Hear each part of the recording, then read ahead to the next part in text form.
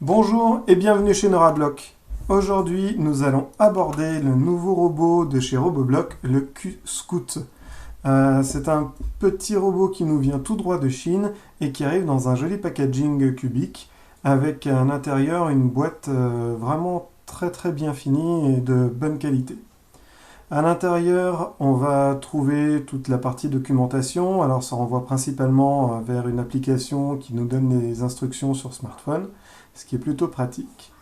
Une fois la boîte ouverte, on va retrouver un premier capteur qui est un capteur de distance, un capteur infrarouge assez classique dans ce type d'appareil.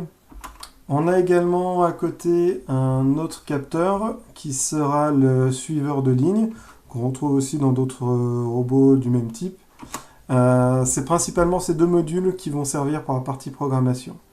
Ensuite, on a la carte principale, donc il s'agit a priori d'une Arduino. À noter que contrairement à beaucoup de petits robots dans lesquels il faut mettre les petits picots un par un, celle-ci est dotée de ports, on va dire standard. On a du RJ15, du RJ45, de l'USB. Donc c'est beaucoup plus facile de raccorder les éléments pour des enfants. Donc un bon point pour ce robot parce qu'il sera plus accessible.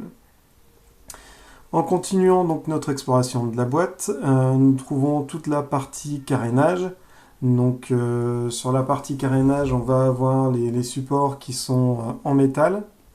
Donc ça c'est une bonne chose, c'est vraiment de la bonne qualité, on n'a pas du plastique, c'est vraiment de la bonne solidité. Nous avons pu également voir les moteurs qui vont permettre d'entraîner les roues. Les roues sont elles aussi de très bonne qualité, elles sont grosses, elles sont épaisses, elles sont vraiment agréables à tenir en main. Et enfin, nous avons une nouvelle petite boîte dans laquelle on va avoir toute la visserie qui est bien numérotée, bien référencée. Le compartiment à piles, parce que le robot est alimenté avec des piles AA, ce qui est plutôt pratique. On a ensuite les câbles, l'un pour raccorder au PC, les autres pour raccorder les différents connecteurs, le moteur.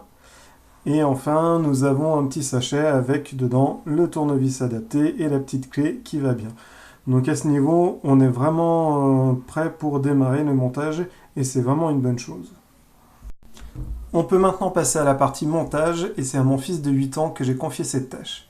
Il a pu se débrouiller seul à 90%, il n'y a pas eu d'erreur, les pièces sont bien référencées et l'application est vraiment très claire.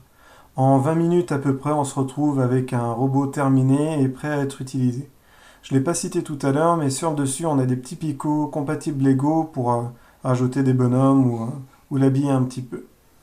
Au final, je conseille ce robot parce qu'il est vraiment qualitatif, le montage est rapide et clair, c'est vraiment accessible. On parlera un peu plus tard de la partie programmation dans une autre vidéo. Sur ce, je vous dis au revoir et à bientôt sur NeuraBlock.